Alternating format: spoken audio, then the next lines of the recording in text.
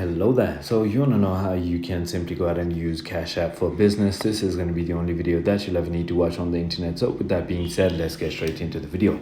To use Cash App for business, switch your personal account to your business profile in the settings for features like a business profile badge, share your unique cash tag or QR code for easy payment, and then manage transactions with a 2.75% fee per incoming payment, all while keeping personal and business finances separate for easier tax and reporting. So in order to go ahead and set up your business profile, all you need to do is tap in your profile icon in the top right corner and then scroll down to the personal section. To tap on the simply go ahead and tap on the change account type or switch to business account and follow the prompts.